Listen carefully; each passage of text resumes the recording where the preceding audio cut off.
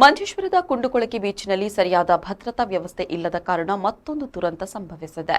ಮಂಗಳವಾರ ಸಮುದ್ರ ವಿಹಾರಕ್ಕೆಂದು ಬಂದಿದ್ದ ಕುಟುಂಬವೊಂದರ 3 ಮಕ್ಕಳು ಅಲೆಗಳ ಅಬ್ಬರಕ್ಕೆ ಸಿಲುಕಿ ಸಮುದ್ರ ಪಾಲಾಗ್ತಾ ಇದ್ದಾಗ ಸ್ಥಳೀಯರ ಸಮಯ ಪ್ರಜ್ಞೆಯಿಂದ ಇಬ್ಬರು ಬದುಕುಳಿದಿದ್ದು 6 ವರ್ಷದ ಬಾಲಕನೊಬ್ಬ ಚಿಕಿತ್ಸೆ ಫಲಿಸದೆ ಸಾವನ್ನಪ್ಪಿದ್ದಾನೆ. ಕರ್ನಾಟಕ ಮೂಲದ ಮೊಹಮ್ಮದ್ ಗೌಸ್ ಎಂಬುವರ ಪುತ್ರ ಫೈಜಾನ್ ಸಾವನ್ನಪ್ಪಿದ ದುರ್ದೈವಿ. ಮಂಜೇಶ್ವರದಲ್ಲಿ ಸಂಬಂಧಿಕರ ಮನೆಗೆ ಭೇಟಿ ನೀಡಿದ್ದ ಕುಟುಂಬವೊಂದು ಸಂಜೆ ಸಮುದ್ರ ತೀರಕ್ಕೆ ತೆರಳಿತ್ತು.